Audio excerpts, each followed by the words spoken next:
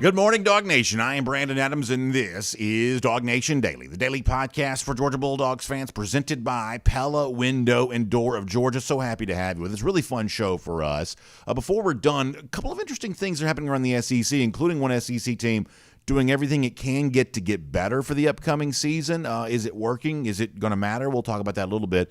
That's pretty interesting stuff. We have a golden shoe today, kind of themed around the topic you might imagine it would be, just given the news of the weekend. We'll give you all of that. A little bit of a blast from the past on today's show, and how that kind of sets us up for, I think, a better future for Georgia. We'll talk more about that here coming up in just a little bit there as well. But off the top of the show, a guy who's become, I think, such a beloved former Bulldog and a guy that will be revered forever. Another example of just how true that is and just exactly why that is. If you're a Georgia fan who's a Gator hater, and hopefully we all are at this point in time after all we've done to push that idea for years and years and years, Gator haters are going to love this.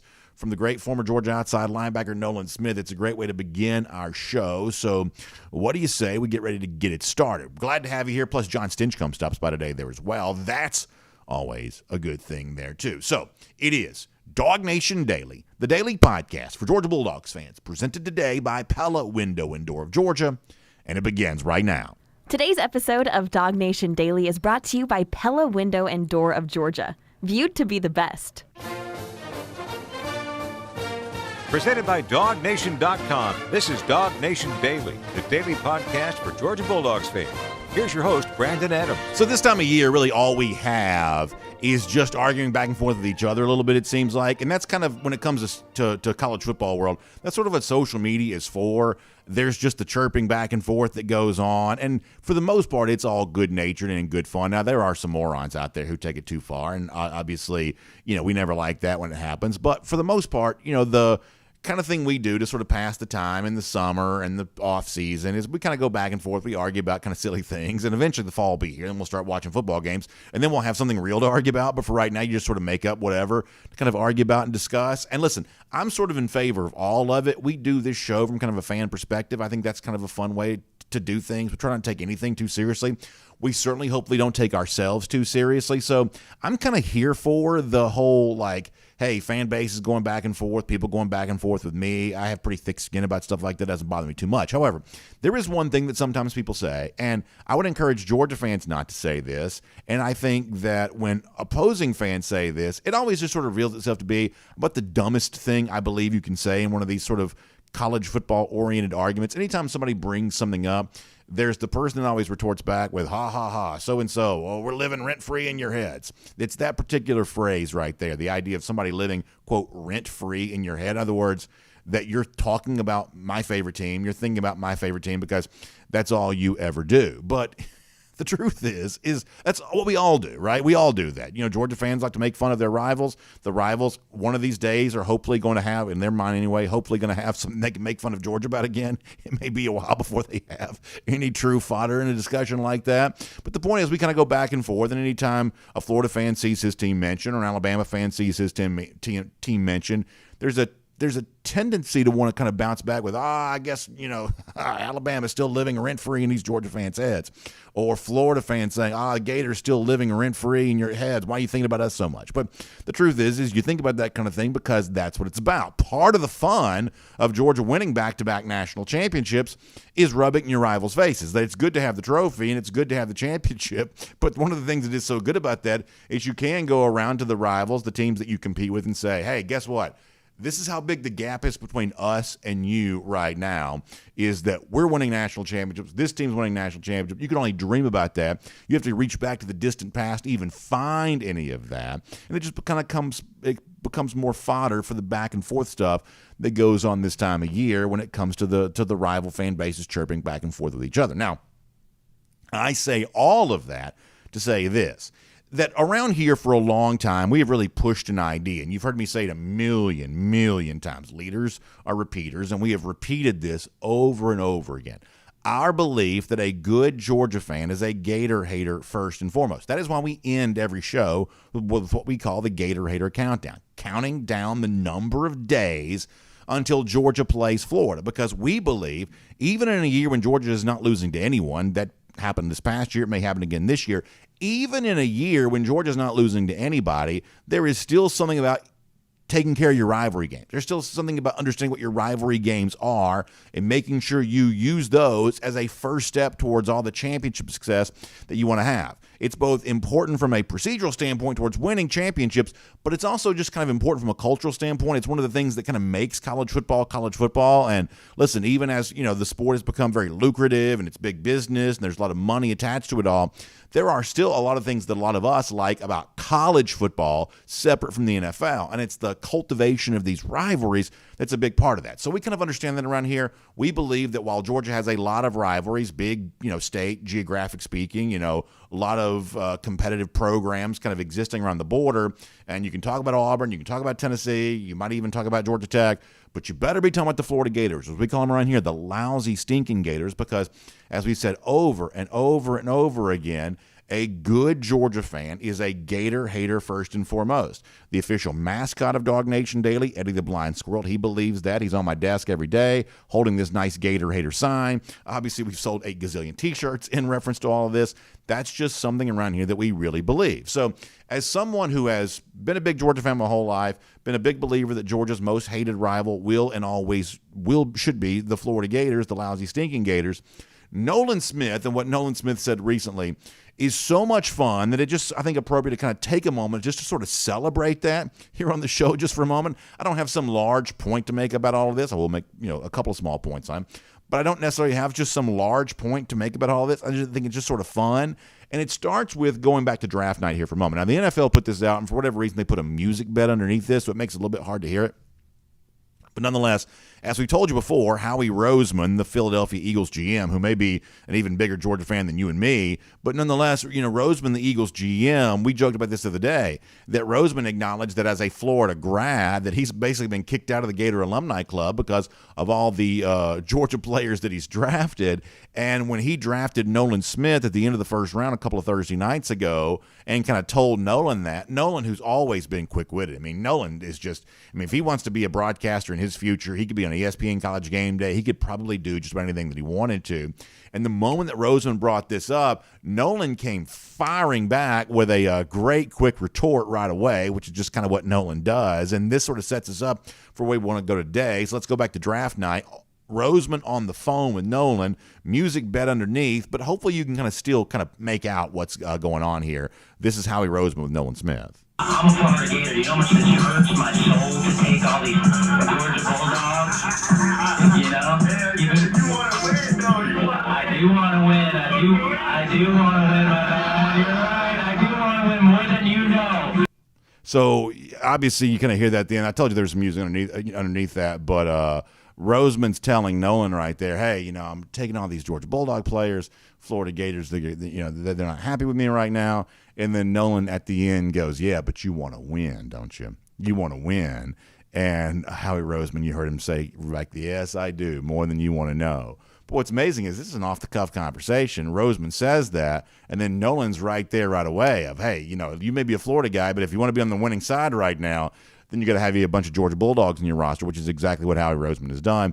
And that is a very funny thing from Nolan Smith there on all of that. So when Nolan was recently introduced to the Philadelphia media, my, oh my, all those people up in the Northeast were sort of used to a more NFL-style culture.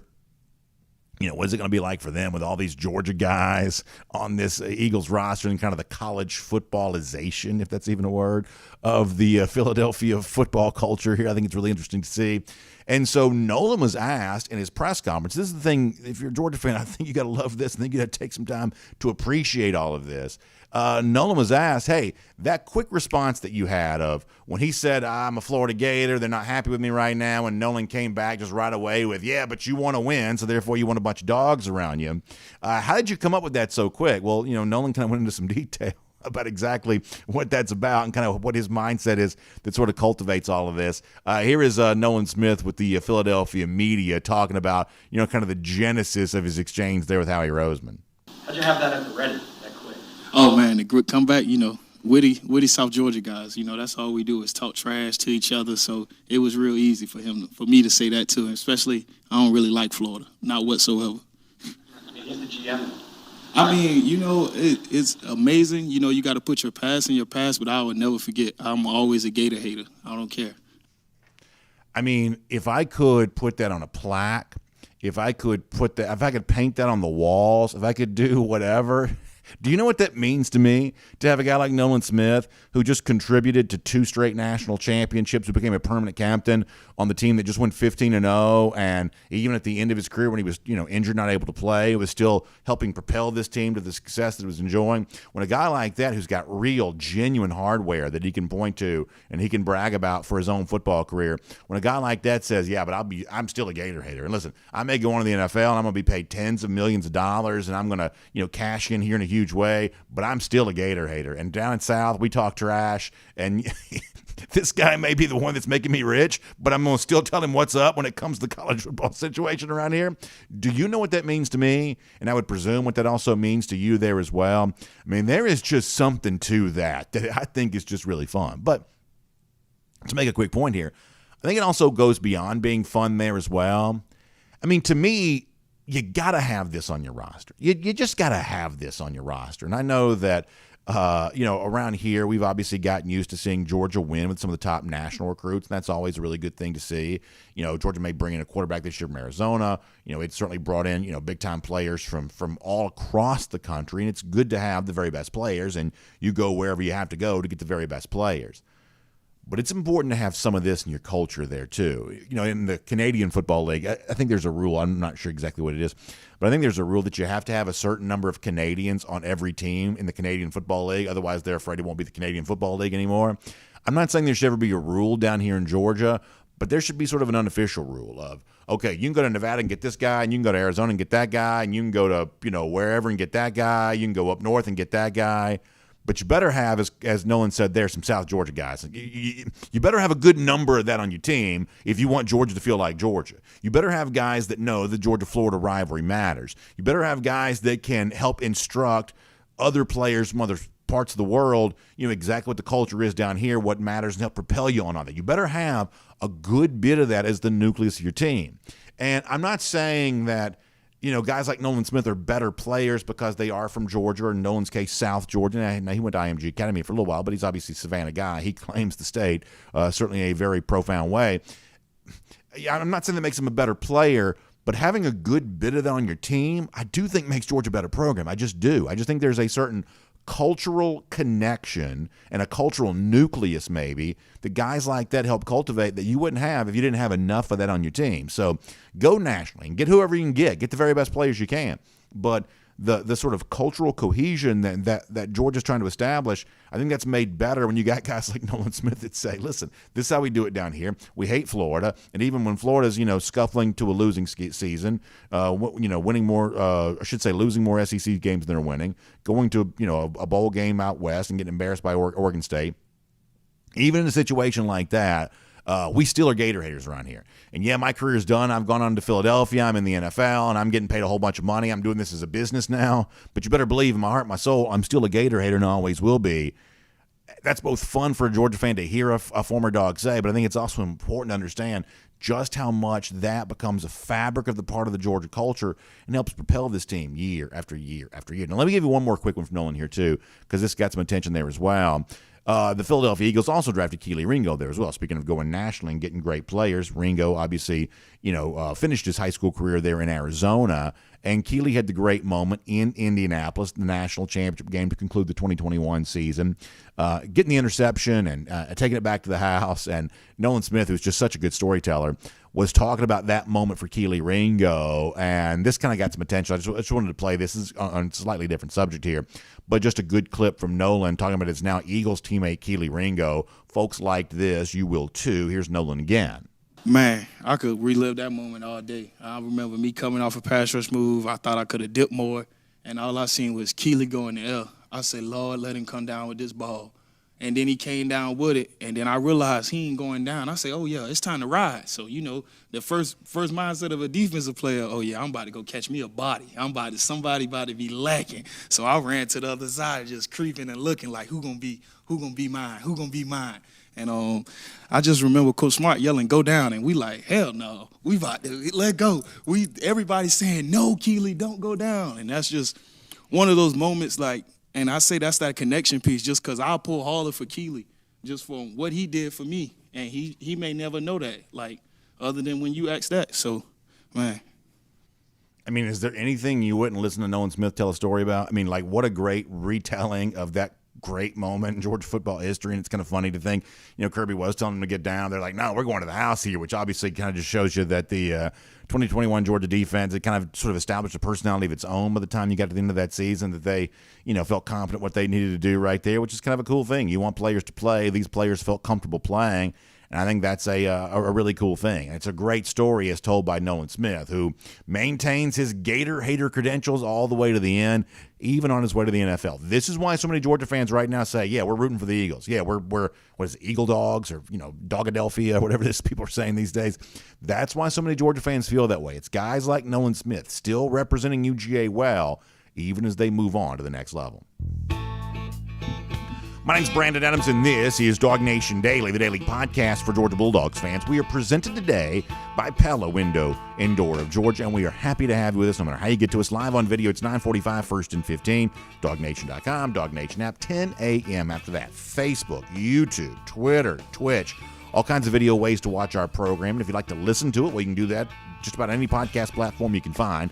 You can hear DawgNation Daily. Also listen to the radio there as well on Athens Sports Radio 960 The Rep. We like to make the show as readily available as possible, and we are so thankful for a great sponsor like our friends at Pella Window and Door of Georgia, who help us make all of that possible. And they can do great things for you there as well. If you're in the market for better windows, better doors, after all, a great homeowner wants to take great care of his or her home, and that's what Pella Windows and Doors allow you to do. Makes your home feel better on the inside. It's been hot. It's about to be hotter, which means that AC's cranked up. You want to keep that cool air on the inside of your house. You want to feel good and comfortable. When you walk in your home, there's nothing like that feeling of open the door, you step in, you close it, it just sort of feels like home. In the wintertime, that's because the heat kind of wraps around you.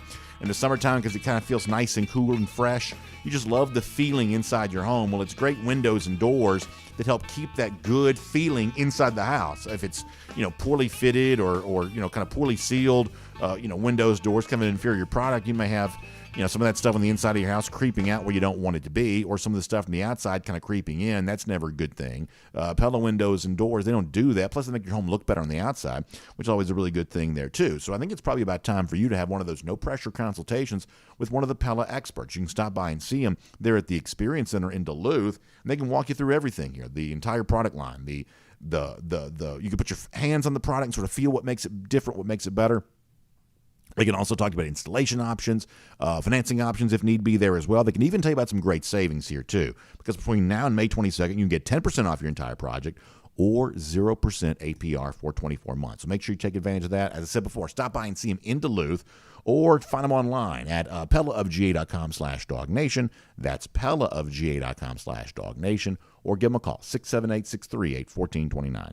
That's 678-638-1429. Pella Window and Door of Georgia is viewed to be the best. Now, coming up in a couple of minutes, I'm going to announce the first of our Kroger Perfect Moms giveaways. We told you about that last week. We're getting ready for Mother's Day this upcoming Sunday.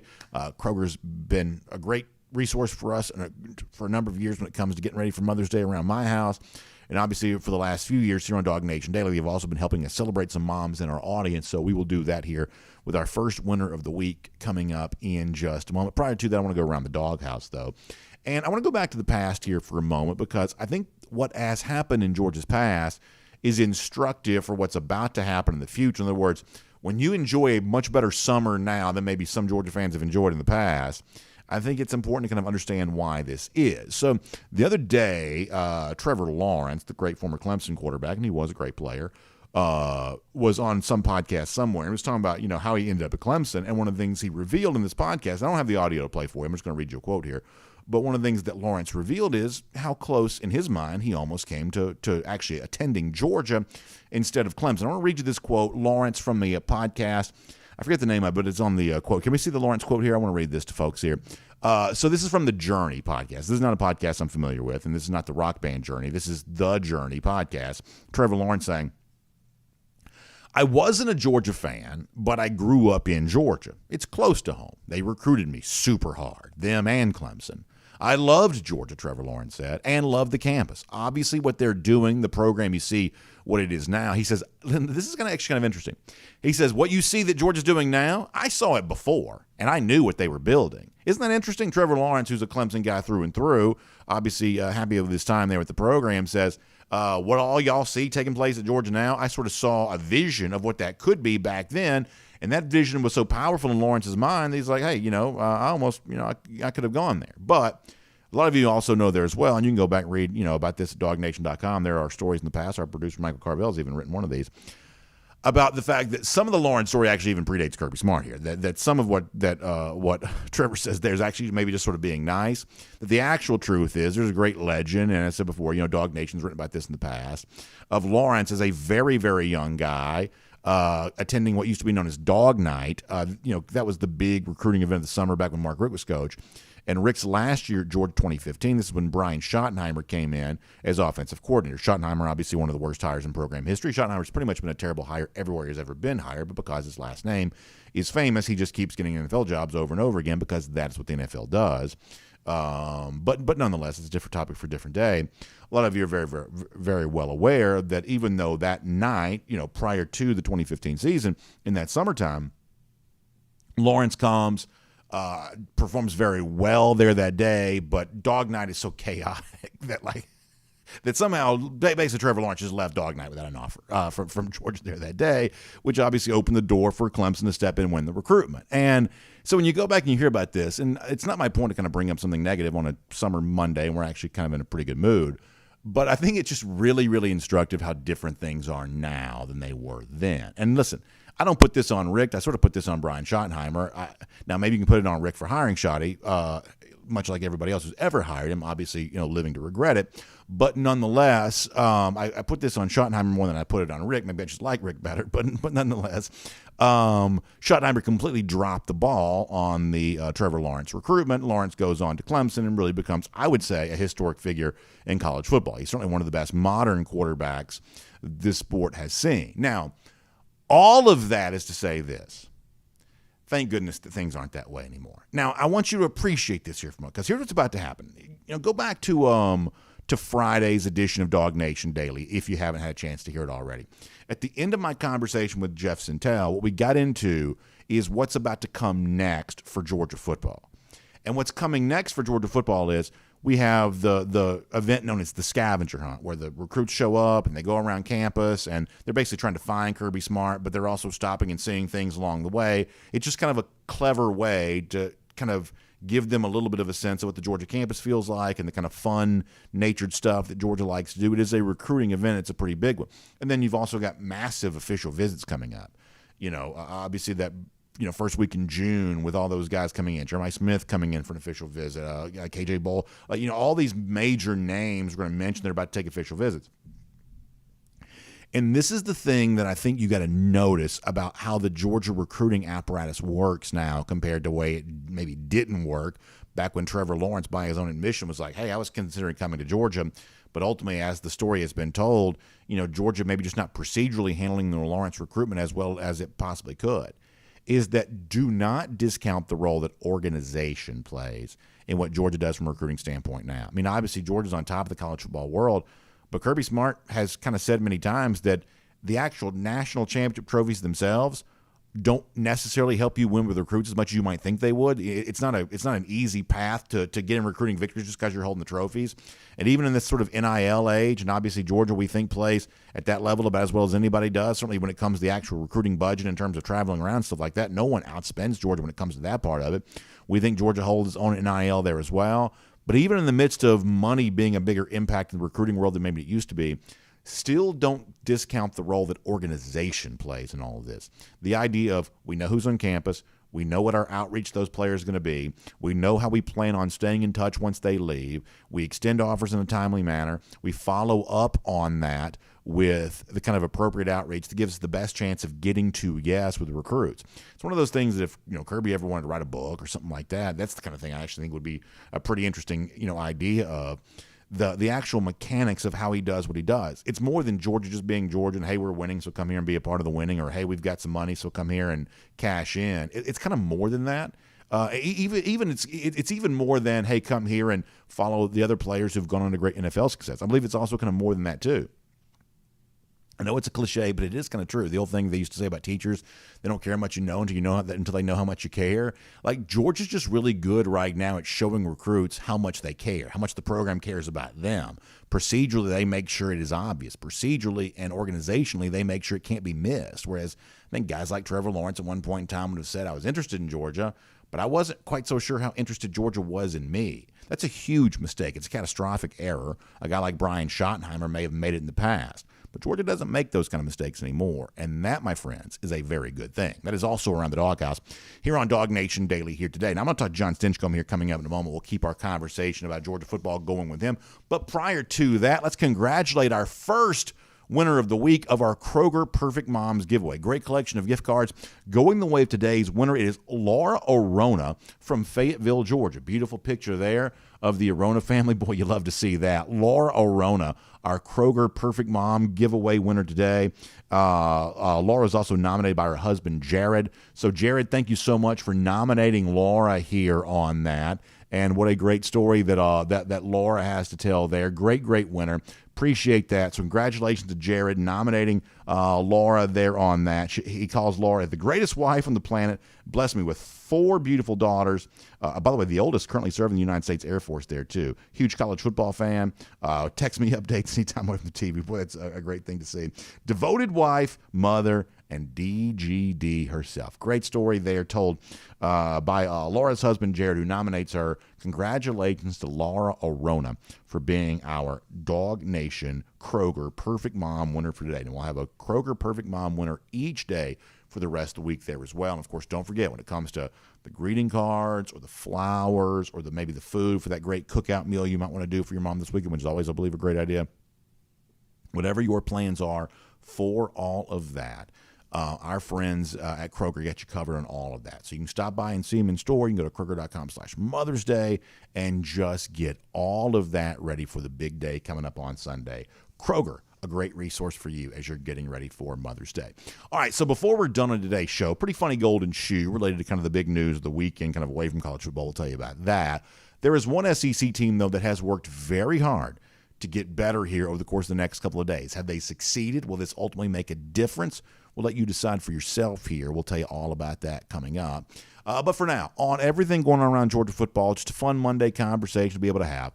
Let's welcome in the great former Georgia All-American John Stinchcomb here today on DawgNation Daily, presented by Pella Window and Door of Georgia. From Athens and across the SEC or wherever the recruiting trail may lead, here's a DawgNation.com insider. Glad to have John Stinchcomb on the program today. And, John, before you joined us, just for some fun, we played some Nolan Smith audio. How much do you love a guy like Nolan who, listen, he goes on, he's going to make big bucks playing the NFL, life-changing, sort of generational type wealth as a first-round draft pick, and yet, when he's being interviewed with his introductory press conference and stuff like that, he's still kind of representing Georgia very well. He's, kind of making fun of Florida and doing stuff like that. If you're a Georgia fan, this is one of the things, John, that's kind of attracting so many Georgia fans to Philadelphia right now is the fact that not only do they have former UGA players, but they got guys like Nolan who seem just as proud of that Georgia pedigree and that UGA heritage as he ever was, even though he's got such a bright future ahead of himself. I just think that's a great thing to be able to see. Absolutely. He's a DGD by definition. And, you look up the word or the term and you see a picture of Nolan Smith, and he's not alone. The Kobe Dean, Jordan Davis, the guys that have preceded him in Philly's locker room have always represented the G at the highest level. And Nolan Smith is a guy that, when you talk about him as a player, one of the quickest things that comes out of people's mouths is his leadership ability. And I think that comes with not only what we've seen in Georgia and what he's done with the locker room, but when he represents and you talk to media, he's always done such an exceptional job of lifting everyone else up around him. And anytime you can lift up some dogs and also kick a gator in the same breath, makes you smile. Well, it makes me smile too, John, because, to be, I guess, serious about this for a moment, I love the idea that in this day and age when we're always kind of bracing for change in college football. You know, things are different and we're trying to hold on to tradition, and the kind of, I guess, the financial motivation sometimes make it a little bit difficult to hold on to these traditions. The idea that a young guy like Nolan Smith still kind of values rivalries the same way that an old head like me would, I really like that. I think that's both good for Georgia competitively, because I do believe that beating your rivals like Florida is a first step towards, you know, qualifying for the SEC championship and then making the college football playoff after that and then winning a national championship after that. I think beating rivals is sort of the first step towards all of that. So I think that's, you know, really valuable. But also, I think a lot of us want college football to feel different than the NFL. Now, there are rivalries in the NFL, but, you know, these things that make our sport what it is, we want those things to remain the way they are. And when Nolan is up there, you know, in Philly kind of claiming, you know, a Georgia side and a rivalry with Florida, it not only, I think, speaks to the culture here at Georgia, but I think it makes some of us feel good that the culture overall in college football maybe isn't changing all that much, that even with all the newness we're having to get used to, there is still something to be said for it's just still fun to go out there and beat your rival on a Saturday. Yeah, and he's from the state of Georgia, so he knows it. I think he was born and raised aware of the Georgia-Florida rivalry, and it's not lost on me that Kirby has promoted the importance of that rivalry from his position, from the head coach seat. So even for guys that aren't from Georgia, may not know the history and the depths of which the fan and bad bloods exist, that at least there's an awareness that this is an important game. If you look at the SEC East, there's always, who's your threat? It's always, Florida is in that conversation. So I think an appreciation and respect for current standings, even though there is a string of Georgia dominance, which doesn't appear to be in threat, at least not in the short term. But there's an importance there that when you're at the top of the heap in your side of the conference and in your division, that you want to recognize and maintain that advantage that you have. And for a guy like Nolan that's from Georgia, he's seen enough of those previous years to appreciate the position that Georgia finds itself in now. I want to go back to something I talked about last week as it relates to Carson Beck. Beck had kind of a revealing interview. We talked about some early setbacks he had at UGA. You know, first of all, the weirdness of 2020 when he comes in as a true freshman. Georgia, by his own admission, had a very strange quarterback situation that year with Newman here. Then he opted out. You know, you had Dwan Mathis starting the first game. Obviously, that didn't work out too well. JT was here, but kind of injured. No one knew what Stetson Bennett even was at the time. The idea that he would go on to win 2 straight national championships was not even in anyone's imagination there at that point.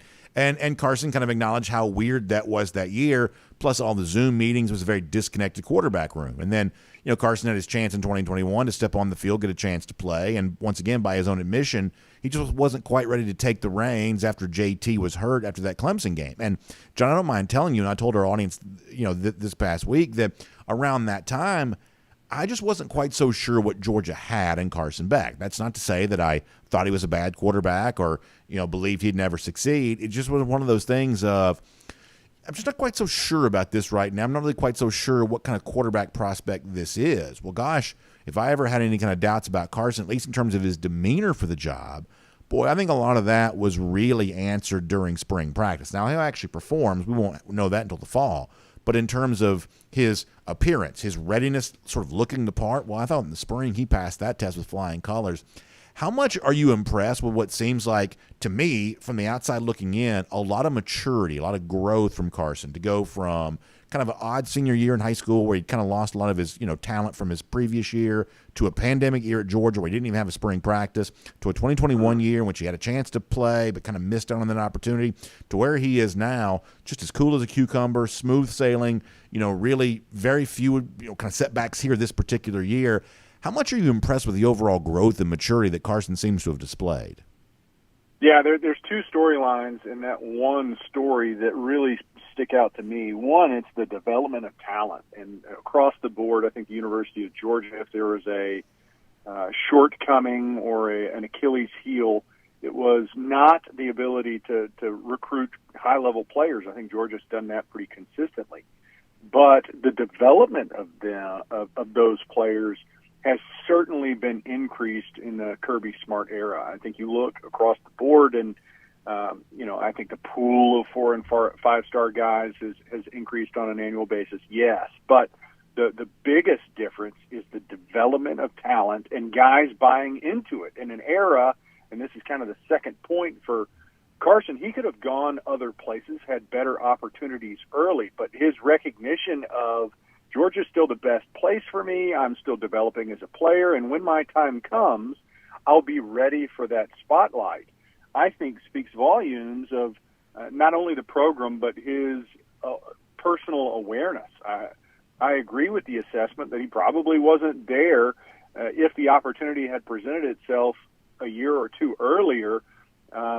It would be a different storyline and different headlines when you're talking about Carson Beck. And now that he's had time to be in the program and understand and see what it takes week in and week out and develop his skills outside of the glaring spotlight of being the starting quarterback at the University of Georgia on a Saturday, I think really does speak volumes to his character and his commitment to develop as a player. And I think we're all hopeful that translates to his success and Georgia's success come this fall. But what we've seen so far, one from other players, but two, what we saw from Carson in the spring, and what the program has been able to do, I think all indicators lead towards a very promising, very encouraging fall for Carson in this Georgia offense. Yeah, I just think there's something kind of cool about his willingness to talk about this, because I think by acknowledging what it was, hey, I had my shot, I was mad that I didn't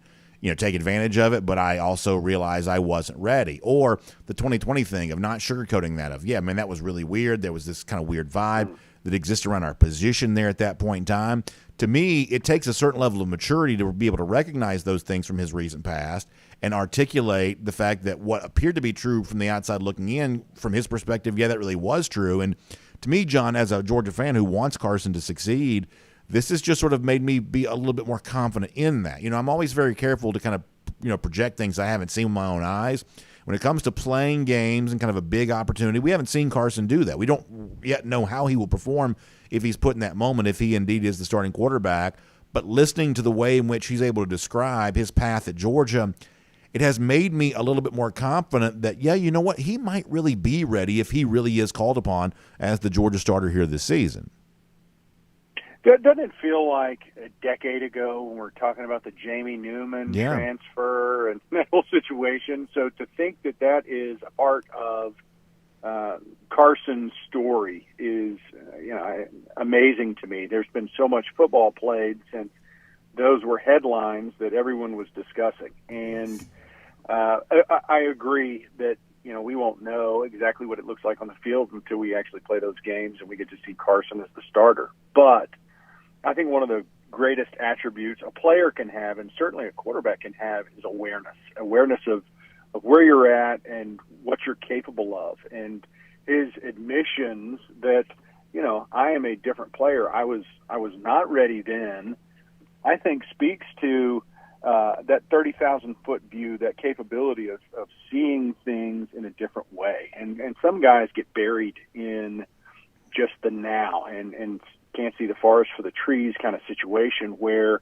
they just get upset because they're not playing and fail to recognize that they're not developed enough to actually take advantage of the opportunity if it were given to them. And I think the worst situation a player can go through is have an opportunity given or handed to them when they're not prepared. It can shell a guy's confidence. And a lot of players find their own value in, well, as long as I'm playing. Well, the flip side of that coin is they leave off a word, as long as I'm playing, and that next word needs to be well. Yeah. Because if you get out there and you're not playing well, then it's bad for everyone. You start reading, you're reading your name in the press, and it's because you're not taking advantage of those opportunities because you weren't prepared. So for a guy like Carson, I think it's much better for you to recognize, I'm not there yet, but I'm working on it, and the team has allowed me the opportunity to continue to develop my skills, and it's going to be to my advantage when I finally take that field that I'm a much better player when I do. So I want to transition here. I don't even think we fully cleaned up the mess from Kansas City where the last draft took place, but we're already reacting to early 2024 mock drafts. I'm happy to report here to you, John. And Todd McShay from ESPN's got kind of an early look at the first round, and we see a couple of Georgia guys in there. You see Javon Bullard at safety. Boy, I think that'd be amazing to see a guy like that become a first-round pick, just given the journey he's been through. Obviously, I'll be rooting for that. I think that Brock Bowers, who McShay has in there, I think he's one of the best players in the sport, so I think he should be certainly a very high first-round pick if there's any justice in the world how good Brock is. But a name that's not there, I'm kind of curious to hear you discuss here for a moment. That's Amarius Mims. I guess from a draft standpoint, the knock on Amarius next year is going to be that he's not as experienced as some offensive tackles can be. But, John, my thought here is, I'm not an expert. You played the position, I obviously did not. But my thought here is that Amarius may be the kind of elite top-level player in the Georgia roster that very few people know a ton about right now. It's not a full season starter a year ago, did start a couple of games in the college football playoff. But to me, he's like one of those kind of top shelf front end type players that all championship teams have to have. Assuming he stays healthy, I believe he's going to be not just one of the best players in the Georgia roster. I really think he has a chance to be one of the best players in the sport regardless of position. How good do you think Mims is? Am I overselling him right now? Because to me, he's sort of the next big thing on the Georgia roster. You know his position. What do you think about Amarius?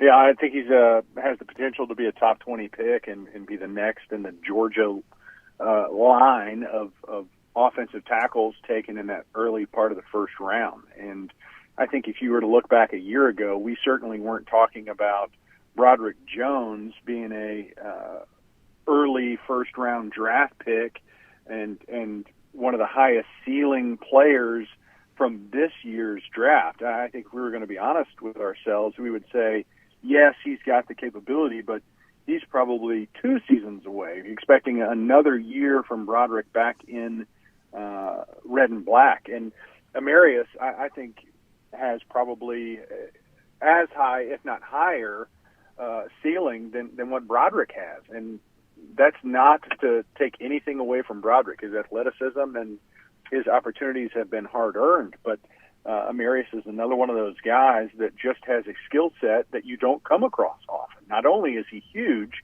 but he also moves really well. He's coachable, and we've seen development. So, you have to play well. You have to put the film out there, as Broderick did this past season, but the ability to do so is most certainly in Amarius' favor. And I think it's justifiable that he's not that early name that's getting those projections right now. By the end of the season, I think that's a much, much different story. I want to ask you a question here to close out, and I want us to kind of do this from the fan perspective, if you don't mind. We've gotten more details about what the 2024 and 2025 college football playoff format is going to look like. This came out a few days ago. And to me, this seems like a good thing, but I do want to acknowledge the fact that some fans have some concerns here. So, John, what we found out is that for those, that obviously the top 4 seeds get their bye and they won't play till the quarterfinals in one of those neutral site, kind of New Year's Six style bowl games. And after the first 2 years of this, the New Year's Six contracts come to an end. So all of that could change after 2 years of this new playoff format. But for now, the New Year's Six games will be, kind of quarterfinal type games for the college football playoff. That means that the 5, 6, 7, 8 seeds will then host 9, 10, 11, 12 in a home game environment to begin the college football playoff. And in 2024, the first of these is the Friday before Christmas. Then there are 3 on Saturday, right before Christmas. Some fans are like, gosh, you're sure encroaching on Christmas for the college football playoff. Does that feel big? And then you've got, semifinal national championship kind of taking place on a Thursday and a Friday, which seems like in the eyes of some sort of a weird time to have your biggest games. Are you concerned about that at all? I mean, to me, I believe that the weirdness will be overcome by the fact that I think this is going to be good football, and I think the presence of home game playoffs, either going to somebody else's venue or having a team in your own venue one of these days, maybe Georgia getting a chance to do that, or avoiding that early round and getting the bye to the next round.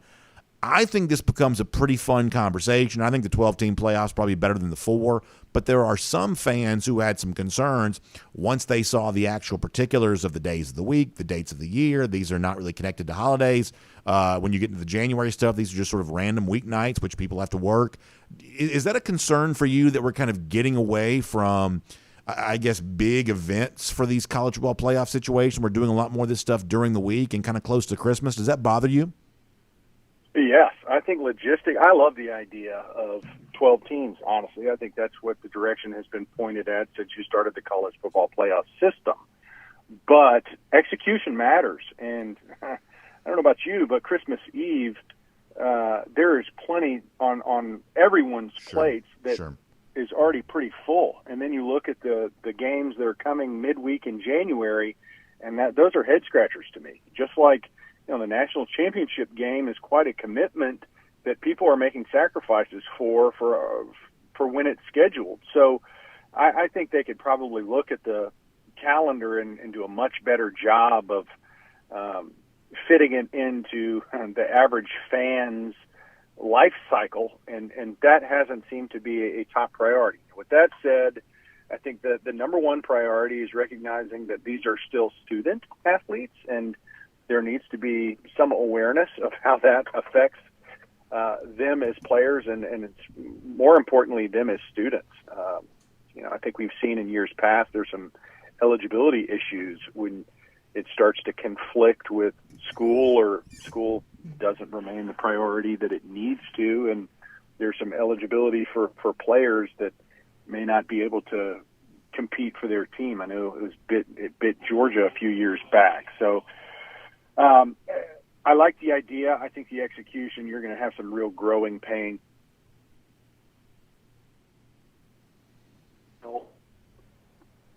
Sorry, doesn't fit well with everybody's schedule, life cycle. No, John, I think that's really well said, and I think that I think you bring up some really good points. And I appreciate your time here on our program today. It's always fun to talk Georgia football with you. Obviously, we're enjoying this time of year, but the season will be here before you know it. And as we get closer to it, we're happy to have your conversation each and every week. Thanks for being here on DawgNation Daily, presented by Pella Window and Door of Georgia, and we will look forward to talking to you soon. I appreciate it, B.A. Go Dogs. Good stuff. Let's take a look around the rest of the league. This is SEC Through. Yeah, I think what John says there is well said. I do believe the 12-team playoff is better, and I think that the overall college football playoff conversation is going to be a better one with 12 than it is with 4. I just genuinely do believe that. But some of the concerns that fans have of Thursday and Friday night for the semifinals or national championship type thing, kind of these weird midweek type games, I think that is a fair concern. Ultimately, I think the quality of the event will make us forget a little bit about when it's being played. I do. But I think it's kind of a fair concern to sort of point out of, December 20th, December 21st, that's right there around Christmas. For those of us who have kids, Christmas is a big deal. And those, few days before, it's one of the reasons why I can't stand the early signing period for recruiting is because, it's like, when you have young families, things like that, Christmas is just it ain't a day. It's an event. It's a season.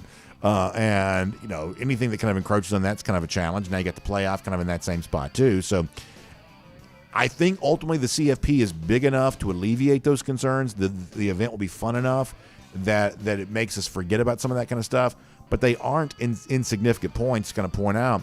Middle of the week games in January. These are not holidays. People have to work the next day. Or if they're traveling to the game, they're taking time off for it. If they're watching at night, they're kind of bleary-eyed in the morning. That's not a pleasant scenario. And the last thing I'll sort of say about this is, as long as your team, if Georgia's in the college football playoff, then the world essentially stops for Georgia in the college football playoff around here. There's a little bit of a grace period at school the next day for young kids, even in your workplace. I think for the most part, people kind of understand that, this is Georgia in the college football playoff. This is a really big deal. But when it's not your team, and as hard as it is to imagine, there may be a day someday in the future that Georgia's not playing for the national championship. I will say, a Monday night game that does not involve Georgia does not feel quite as big to me. It's almost like the day of the national championship when Georgia hasn't been playing in it. It's like I'm, doing my thing during the day, and I almost forget the game's on. There's a college football game on tonight. It's like, and obviously, my entire world is built around college football. But when they play that championship game on a Monday night and it's not your team, you do sort of, at least I kind of find myself sort of forgetting about it sometimes. Oh, yeah, college football tonight. It just sort of seems weird. So I do get the idea of we're about to introduce a little bit more weirdness with more midweek games coming up with the new format.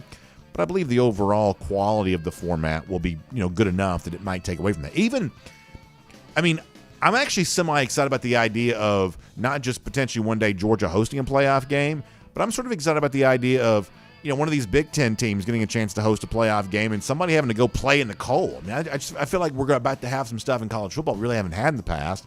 I think that makes for kind of a fun conversation. But nonetheless, avoiding the cold is normally what we want to do around here, and there's no better way to avoid cold weather wherever you might be than on a wonderful Royal Caribbean cruise vacation. So as we get ready to go cruise around the SEC, courtesy of Royal Caribbean, I'll tell you, there's more and more conversation happening around my household because we realize that coming up, next month, we're taking a short getaway on board a Royal Caribbean cruise ship. We're going to be on having a great time, a little weekend cruise for my family. Taking my mom, my brother, and his wife and kids coming with us. That's one of the things. I've never actually done this before. This has been my first kind of thing where you get the big group on board. Now, obviously, we took 200-something people on the DawgNation cruise, so we've done a big group for sure.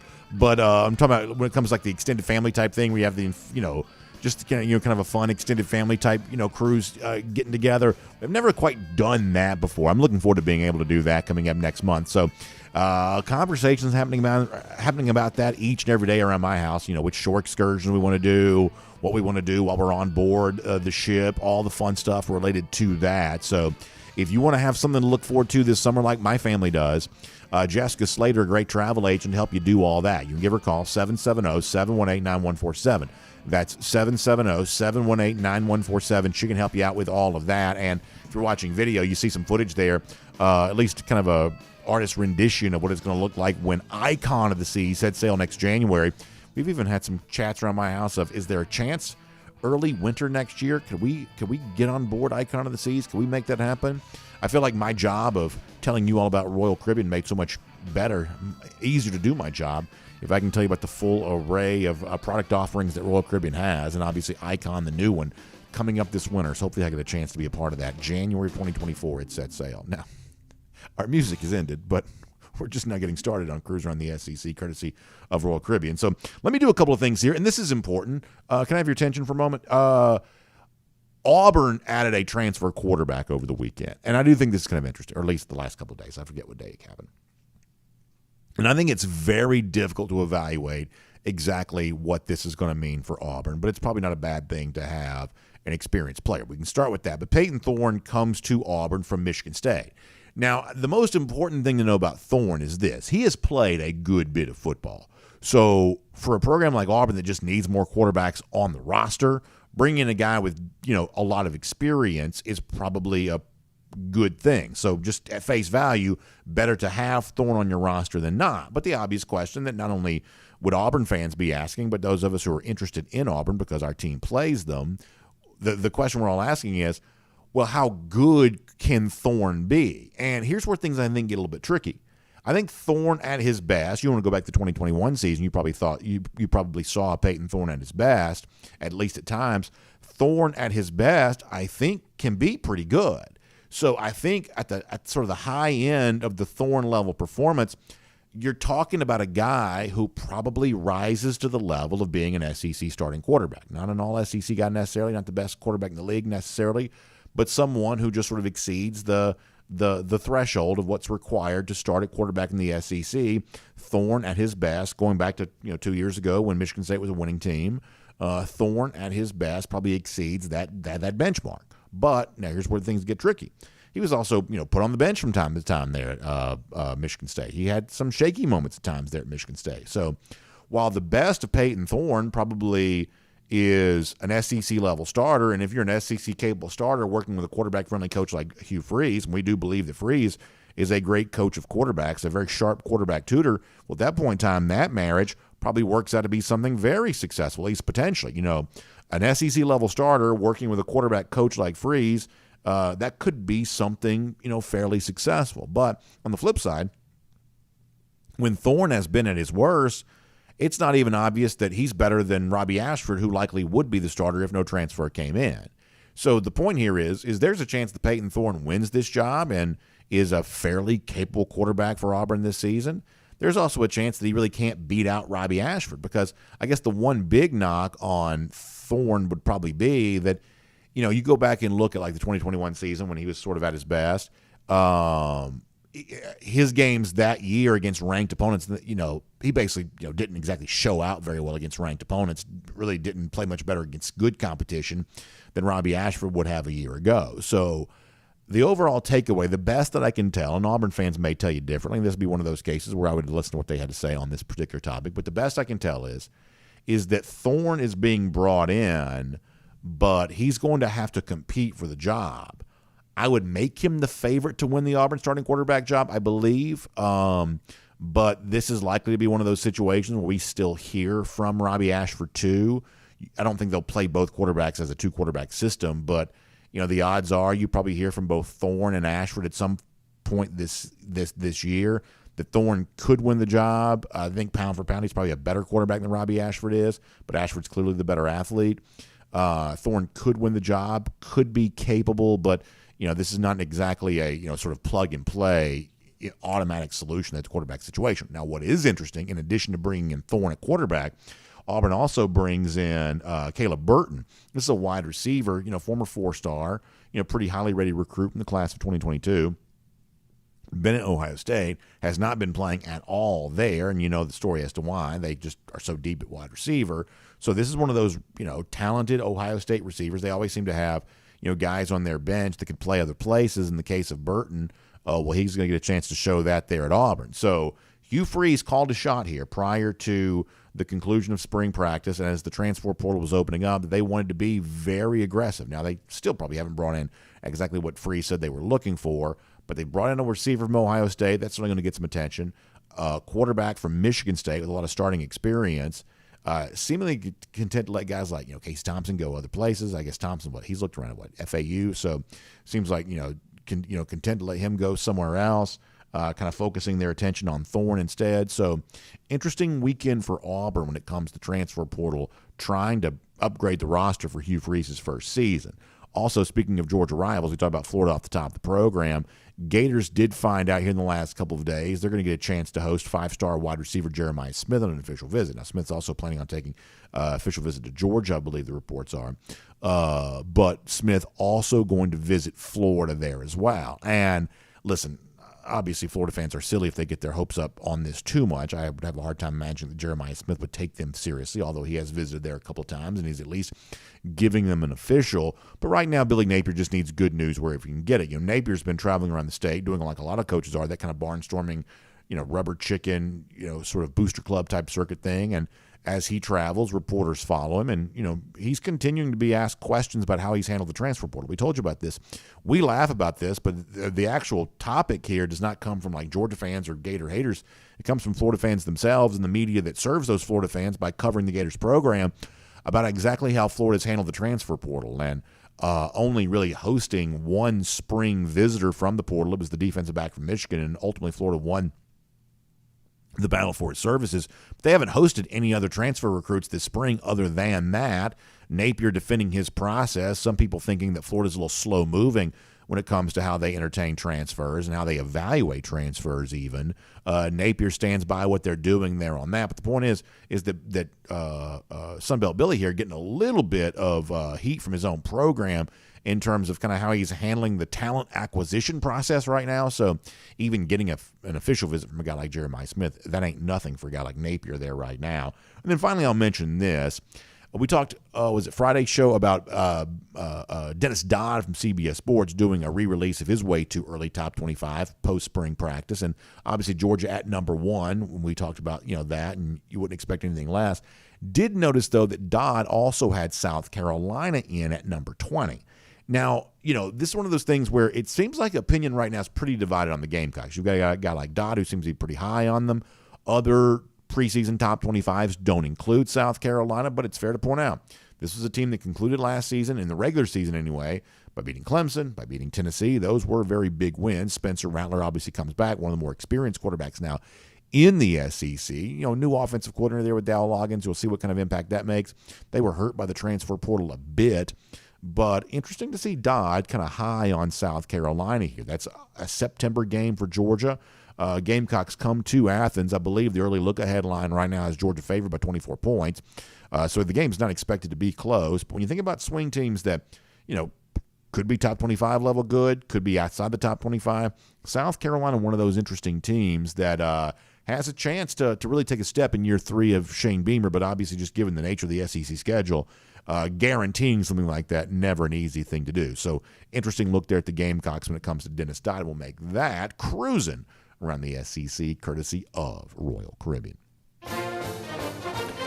And obviously this weekend, whether you wanted to or not, you had the coronation out there in England. New king just dropped. Coronation out there in England, just all in your face all weekend long. Could not escape that. As you might imagine, we had a golden shoe themed around the coronation of the king. So on the left there, I put this there, one of the pictures. I mean, just something like Charles does not come across as a cool dude. He just doesn't. And somehow I wouldn't have thought this would be humanly possible, but somehow he looks like an even bigger dork with the crown on his head. Like, you think like King of England. I mean, that's like, Henry VIII. I mean, that's like a lot of alpha dudes have sort of been King of England. But somehow Charles looks like an even bigger dork with the king garb on. But nonetheless, Kev Dog writes in, the coronation of the Kang already happened. The entire country is going to bend the knee to Kane Kirby and his Army signature death march in the fall. Pomp and circumstance will commence in Athens, January 2024. And he shares the fun edit that ESPN once did of Kirby Smart wearing the king garb. Look how cool Kirby looks with the king garb on. He's got Uga, a very stately looking dog sitting next to him. Much cooler there than Charles, King Charles, much cooler there on all that. Kev Dog, well-earned golden shoe for you. By the way, lousy, stinking Gators, we talked about them off the top of the show. Nolan Smith certainly endorses this. Back in Jacksonville, 173 days from right now, beaten up on Florida again. That is our Gator Hater Countdown. We do it every single day because we believe a good Georgia fan is a Gator hater first and foremost. And we will see you back here tomorrow for DawgNation Daily, presented by Pella Window and Door of Georgia. And on video. Time now for the R.S. Andrews cool down. Yeah, I wouldn't have imagined this possible, but like Charles just looks like an even bigger dork with the king stuff on. Like, he looks like he's wearing a Halloween costume, but he's not even wearing it that well. I once heard the story that when Sean Connery was going to play James Bond, like, one of the things that he did is he wore a tuxedo around the house because he wanted to look cool in a tuxedo and seem relaxed, like he was, like he'd slept in it. And so essentially I think that's what, at least I was told that Sean Connery kind of did, or at least that's what I read at one point in time. So I think that if Charles wants to look the part of a king, he's just got to get a little bit more comfortable wearing that stuff. He just looks so, I don't know, unbecoming. I'm not sure what to make of all that. All right, so let's get some comments. I'm going to pop over here to YouTube. We probably won't go as long today as we sometimes do, although I said that on Friday, and we still pretty much did. But nonetheless, let's see what's going on. Paul Moon says, people calling for Napier to be fired are freaking out way too early. Mullen left the cupboards bare, and it takes time to install. Yeah, I don't know. I think you're right about that. I don't know that it would certainly be fair to call for Napier to be fired. I don't think so. Listen, there's a chance that, if you look at like ESPN, FBI, and stuff like that, the math nerds give Florida a chance to win some games this year. They're a pretty big underdog at Utah to begin the season. I believe that's up to 10 points now. But in other games, even like the Tennessee game, which is a home game for Florida this year, the calculators give Florida a chance to win that game. So there's a chance that Florida could surprise on the field. So I think you're right to say that, hey, way too early to start calling for Billy Napier's job. But I do think it's very fair, and it's Florida fans who are doing this, and I think they're fair to feel this way. I think you have to ask some questions about your talent acquisition process. What is your plan for getting players? You can whine about NIL this or whatever that, but where do you plan on getting players? Is it from high school recruiting or is it from the transfer portal? Is it both? And I think there are a lot of people who sort of view Florida as a team that needs to be aggressive in the transfer portal. And I think that Napier's been criticized for not being aggressive enough. And from where I'm sitting, it seems like a somewhat fair criticism and listen, there's always a story behind the story. I think the story for Florida right now is is this is my interpretation of this. This is not a report. This is just my opinion. But I think that Florida sees a situation where they're more likely to lose players off their roster than they are to gain capable players. So therefore, they're having to be somewhat timid in the portal because too much portal flirtation would have the potential of running off players they currently have they don't want to lose. So I think that you have kind of a scarcity mindset in Gainesville right now that is probably a little bit concerning, that they don't feel like they can be as aggressive as they want to be. Because the one thing that should not be true, the one thing that should not be true is that Florida's being deliberate in evaluating players who are in the portal. There was the report the other day that, they wanted to see so-and-so's film. This was an unnamed player, but they wanted to see film of him. Send us some tape. We'll look at your tape, and we'll see if you're, a Florida-level player. This is a guy who had 15 offers, supposedly. That was the reporting. And so, we showed you the Florida team picture last year. It's like the players are here, and there's like this army of analysts around that. And, some people are always asking, well, what are these guys and gals, what do they do? Well, some of them ought to be watching film with potential transfers. You should not be evaluating a transfer player when that player enters the portal. You got to have some sort of forethought of, here's who we'd like to have enter the portal. And listen, if everybody else is tampering, then I guess you probably should be too, reaching out for players that you think you might be able to get. You can't start the process of evaluating players once they're in the portal because by then it's just too late. Fair or not, that's just the way it is. Let's see what else.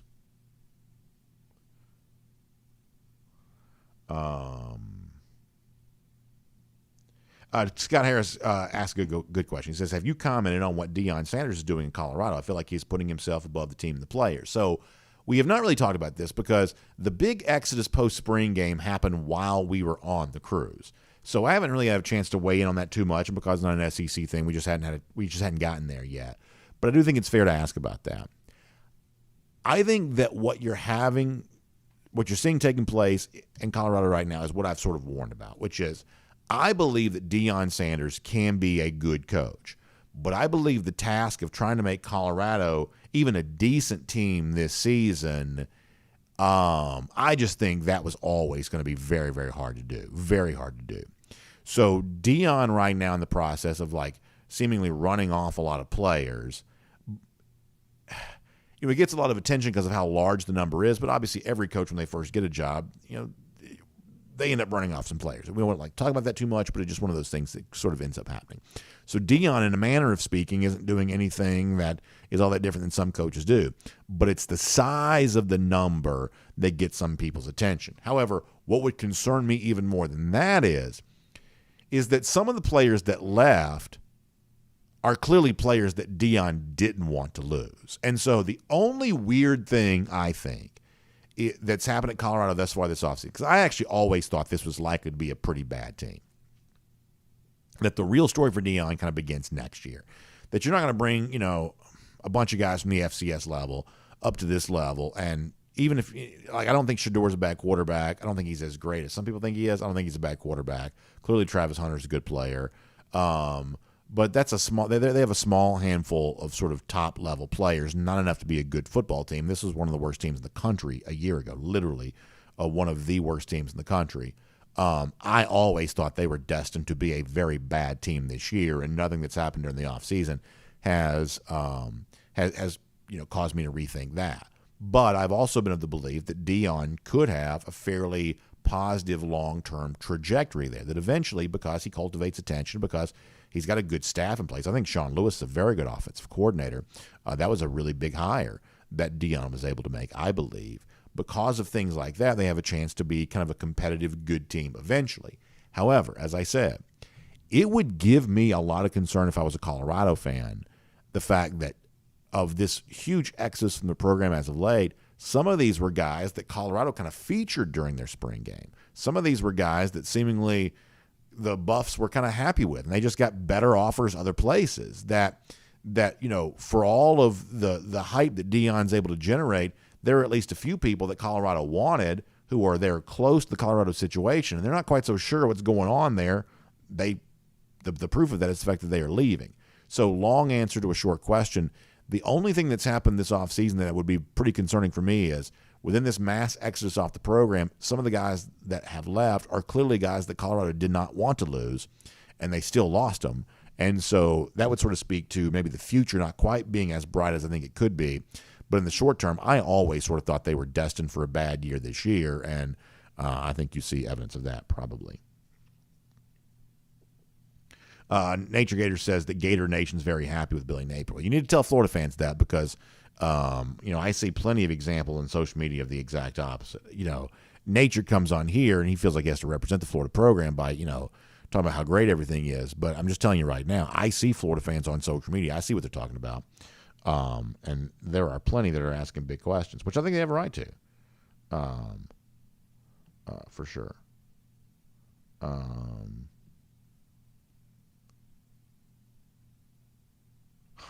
Jonathan Aaron says, I think the food's what's running them off.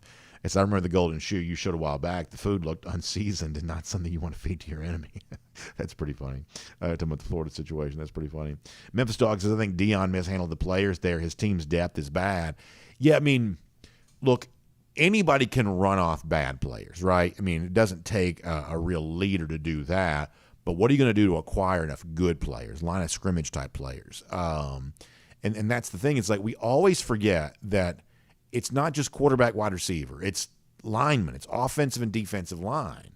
And like one of the guys that left Colorado is like a multi-year, like a fifth-year guy, defensive lineman, long-time starter. May not be that great, but this guy's played a bunch of defensive line at the Power 5 level. You don't want to lose guys like that.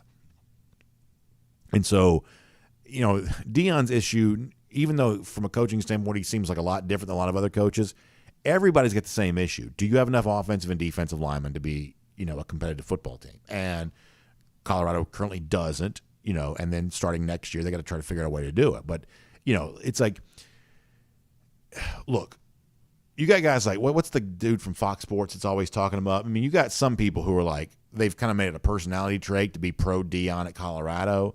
And, I'm not anti-Deion. I think he has a chance to be probably a pretty good coach if that's what he wants to be. And it seems like he probably does. But just because there's some like flash and pizzazz there, don't let that fool you. This is still, this will be a 3-9, 4-8 type of team this year at best, probably. And I think it was probably always destined to be that here this year. Let's see what else is going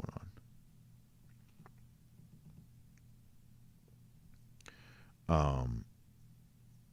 G. Gray says that Deion's a showboat, but he loves the kids that play for him. I tend to listen to the ex-player instead of anyone else.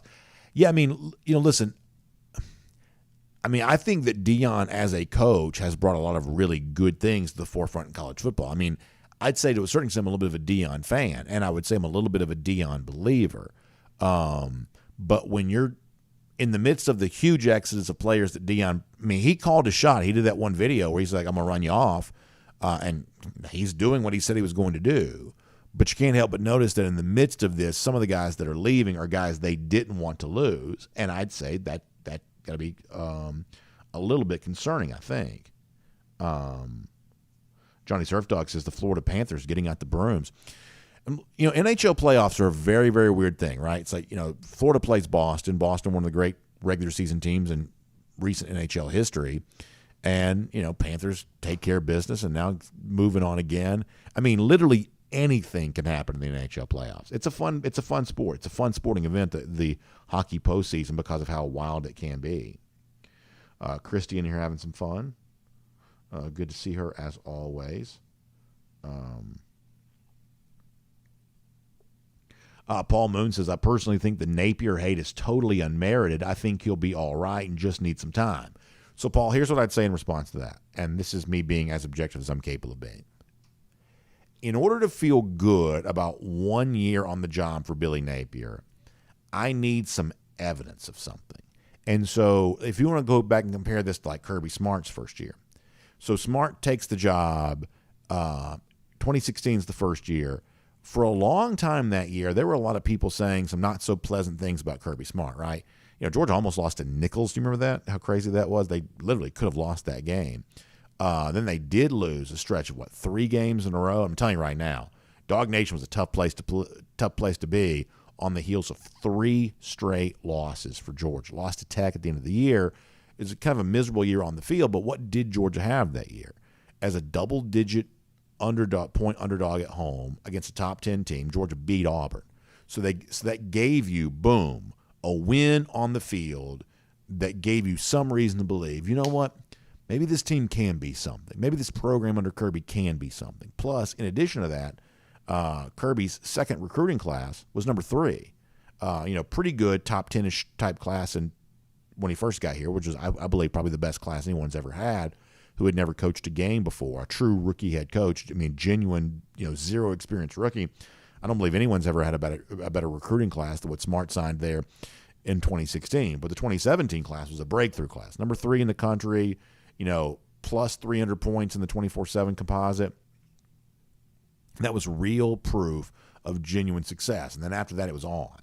So I am more than happy to have an objective conversation about Billy Napier. Like, I mean, we're Gator haters, but I don't have to be, always just, trashing him just for the sake of trashing him. Like, my question would be, what was the moment that proves that Napier can be the guy? I don't believe it's beating Utah. I don't think SEC teams get credit for beating Pac-12 teams at home. I just don't. Beating you, if you go on the road, beat them this year, that's a little different story. But having them come to Gainesville and the heat and humidity and having you win that game, we picked Florida to win that game. That's what SEC teams do. They defend their home field against teams from Salt Lake City. That's just the way that goes. So if you want to say that, because listen, there are plenty of people who, when Florida hired him, that thought Napier was an up and coming coach. But if he really is on his way to being that, there's going to be some evidence of that. And I would say thus far you haven't had it. Now, as I said before, the math nerds, the calculators, they give Florida a chance to do some of that on the field here this year. We'll see if the math is right on this, and they do. So maybe, Napier takes some steps in year 2 that he didn't show in year 1, but that would be my problem, kind of vouching for him as kind of an up-and-coming coach. There has to be some tangible proof somewhere. I haven't quite seen that as of yet. Let's see what else. Hunker Down 93 mentioning Johnny migrating over to YouTube. Yeah, we have some migrators kind of go back and forth here. Jacob Yarborough also kind of pointing out the Mike Bobo issues with Deshaun Watson. Yeah, that's one of those things. He's going to have to, listen, you win it with Dell and Raiola. Maybe that'll make people forget about the Deshaun Watson era. Hunker Down 93 says, BA says he can't go along with questions. Then 45 minutes later, he's saying, all right, one more question. Yeah. Oftentimes it goes that way. I do enjoy taking the questions. But, some days we also have other things going on too, And part of my reason for taking questions for such a long time might be that I'm just having to procrastinate for the other stuff that I maybe don't want to do quite as much. Maybe that's what that is. Either way. I'm pulling up Facebook over here. We'll see how they're doing over there. On Facebook. There we go.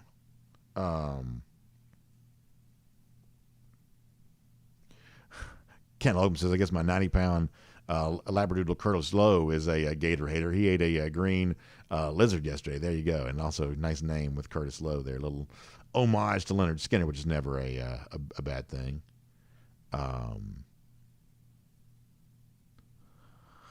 Randy Hall says Billy Napier's going to look like King Charles after a season worn and weathered. Yeah, that's the case. That's the case. The other thing that Napier pointed out the other day, to go back to the Billy Napier thing for 1 second, he talked about, in some cases, admissions issues when it comes to some transfers. And, y'all, that is a thing. Like, Napier is right about that we don't pay much attention to the academic part of somebody's comment. Let me think about this. We don't pay a lot of attention sometimes to the academic part of this because it seems like in this day and age that, like Colorado used to be a school that didn't even really allow transfers. And now Deion obviously is going to have the most changeover from year to year than any college team's probably ever had. That it just seems like everything's kind of gotten a little bit more permissible than it once was. But there is still a thing of when you sometimes see a high-profile player that seemed destined to transfer and then he doesn't, and you're like, why didn't he transfer? In some cases, in some situations, it kind of traces back to academics. The player just didn't quite have a transcript that allowed him to go be a student in good standing at some other school to be a player on that roster. That that academics still come into play when it comes to your transfer situation. All right, Brandon, the Georgia fan in me says Aaron Hernandez got into the University of Florida. Right, yeah, no. Listen, there's always guys who sneak through. No doubt about that. Let's see what else. Wayne Kirkland says Deion's freeing up scholarships, hoping for a big signing class, which is maybe what he's doing. I mean, certainly that's what he's hoping for. But as I said before, anybody can run players off, but it takes a real talent to acquire players, and we'll see if Deion's able to do that. But one of the things I'd be concerned about, though, is with the roster seeming as thin as it is right now, because, listen, they've had, 20-something departures, something like that, since spring practice concluded? I think that's the number. I mean, are there even enough players in the transfer portal to populate the roster moving forward? And if you're that thin, I believe they're at 60-something players right now or something like that. I mean, listen, we've seen, schools around here. I mean, Clemson's done this before. Georgia's done this years ago, kind of play a year with 70-something players. But what Kirby will tell you is it's important to use your full 85 and have good walk-ons and things like that, because the more players you have, the better your practices are going to be. Like Kirby's talked about this plenty. It's like you want to have a third-team offensive line, because that means you can get third-string reps for your quarterback. That if you don't have a third offensive line capable of performing, you don't get good reps for a quarterback in that situation. So this is one of the things that would concern me from a Colorado standpoint is, yeah, you can put all your hopes on, hey, we're going to bring in players for 2024, which was kind of always probably the plan anyway. But, right now, I mean, Colorado's kind of bumping up against a number that's too low to have really effective practices. All right, so Matt Rugavina put a comment in the first and 15 I didn't get to read, so now he's repeating it. Let me read this. He says, I had a great conversation with an all-old Auburn grad last week. Went back to the Pat Dye days when Pat said UGA wasn't man enough to beat Alabama, and we did in 2002. Yeah, always a great memory. Obviously, the life of Pat Dye, fondly remembered, Georgia player, Auburn grad, fixture on the SEC. And it's one of those things, it's sort of hard to know what the real truth is. Dye would later say that he said what he said to fire Georgia up before that Alabama game in 2002. Was that really the case? Was that sort of a reconsidered, kind of a retelling of the story to kind of paint himself in more of a heroic light? We'll never really know. But, Pat Dye is one of those figures, for all kinds of reasons that will be big time remembered on the SEC. Craig Jones calls him tie-dye.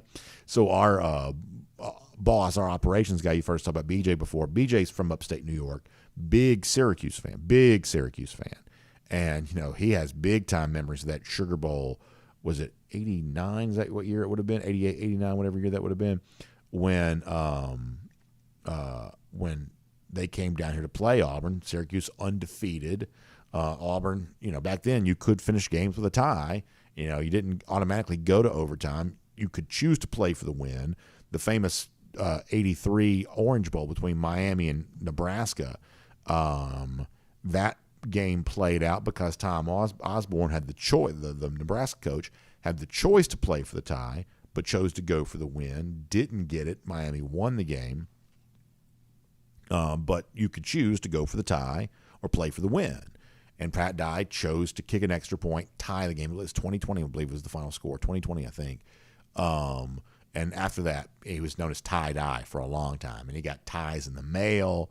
I think the story was, or at least the telling of the story goes, that Pat Dye eventually sold all those ties, made some money off of it, for sure. So, yeah, good stories. Scotty Barnes says the new UGA mascot's named Boom because that's exactly what the Dogs have done the last 2 seasons, lowered the boom on opposing teams. I like that.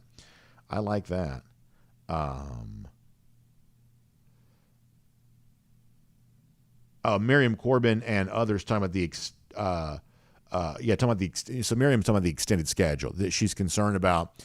So eventually you may have a team that plays 17 games, which is obviously, it's at that point in time basically an NFL schedule. So do I think that's too much for players? Obviously I think that player safety is the kind of thing we should always be really concerned about. I guess I'm not quite convinced that the longer schedule is going to lead to more injuries. But this is one of those things where it's always good to be at a place like Georgia because you've got the kind of roster strength, the kind of roster depth that if you want to, give guys a little bit of a break here and there, you can do that. Now, what we don't want is for like load management to become a thing in college football the way that it obviously is in a sport like the NBA. You don't want that. But there are certainly questions being asked of, of how the additional games are going to impact, player safety. And one of the things that some people have said, and I believe that Kirby Smart's in favor of this. I honestly can't remember, but I believe he's in favor of this. Okay, so what do you do to remove what they call what do they call? It's not plays; they call them exposures. That's the word they're using now. So we're going to play more games, but can we limit exposure? In other words, can we reduce the number of plays in a game as a way of saying, well, we may be playing 17 games now, but the number of times that helmets collided actually reduced by 10% or something like that. So therefore, when it was all said and done, it just basically becomes a way of kind of forgiving the additional game. So Miriam, that's one of the things the sport I think is trying to do is by letting the clock run after first downs, letting the clock run after going out of bounds and things like that. That ultimately you can kind of point to this as kind of an effort at improving player safety because they are limiting exposures even as they're expanding the number of games being played. I think it's a fair concern. I do. I don't know that I'm convinced that more games lead to more injuries. I don't know that I'm fully convinced of that, but I do think it's a fair concern.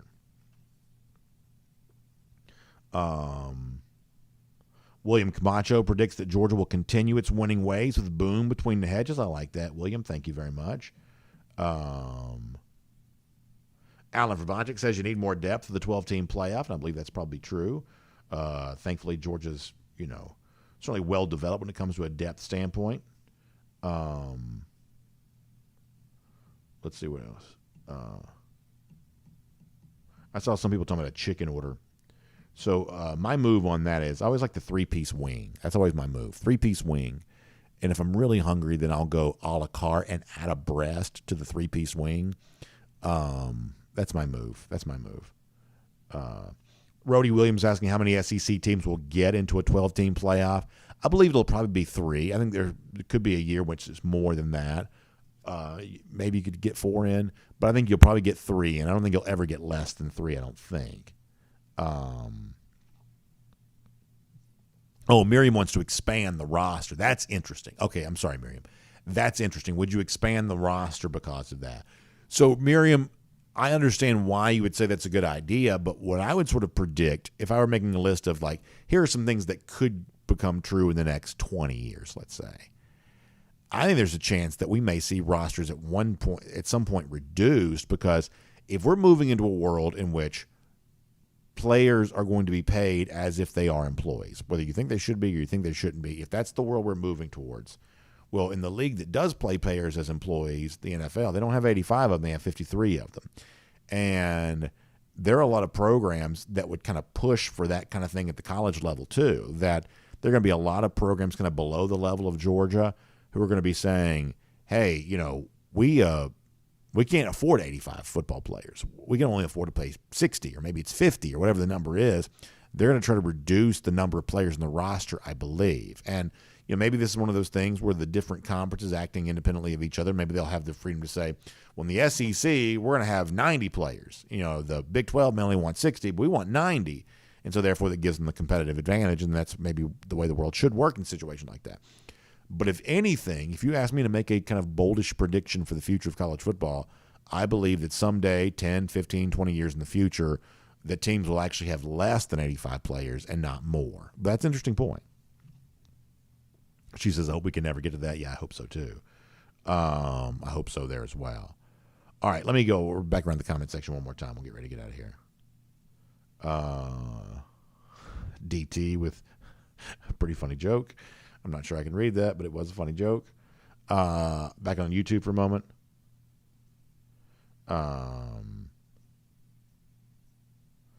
Nature Gator kind of giving so a lot of times around here I'll sort of speak vaguely about something. Nature Gator putting a name to that, but that's definitely the rumor that was out there for sure. That was definitely the rumor that was out there. All right, let's see what else.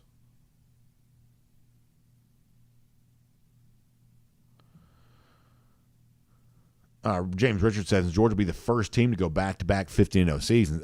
Is that true? There's never been a back-to-back 15-0? I guess there hasn't been. Yeah, that's a cool thing to go for. So, essentially historic in terms of a three-peat if Georgia were able to do that. Back-to-back 15-0 seasons with also giving Georgia a chance to come into 2024. If Georgia were able to do that, to put together the longest winning streak of all time, which would be, listen, it is not outside the realm of possibility that Georgia could do something here that could be viewed as the greatest run of college football success of all time. Like, it's not impossible that to happen. Now, would you bet against it happening? I guess it's more likely that it doesn't happen than it does. But y'all, this is a real thing that's taking place. Georgia's 2 straight national championships with the preseason number 1 team coming back next year, or this upcoming year. This really could be something pretty wild. BA's cardigan checks in to say, even though it's getting warmer, I'd still like that cardigan you promised me. Everyone you heard you say. I don't know that I ever promised to you, but I'm glad to have BA's cardigan back. I feel like we haven't seen him in the comment section here in a little while. All right, let's see what else.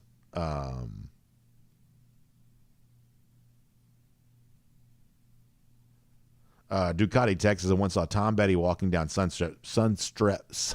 easy for me to say, the Sunset Strip wearing full gator skin suit with hat and boots head to toe. That's pretty interesting. Yeah, I'm guessing if you hang around West Hollywood there enough, you will see all kinds of stuff, and that would certainly be an example of that. Chrissy's in here talking about board games, Jenga. I like Jenga. The problem with Jenga is that, like, it takes forever to get ready to play, and then, like, once it's over, you have to, stacking those blocks back up again is it always takes a while. She also mentions Spin the Bottle, which is a completely different game. That is a completely different story there. All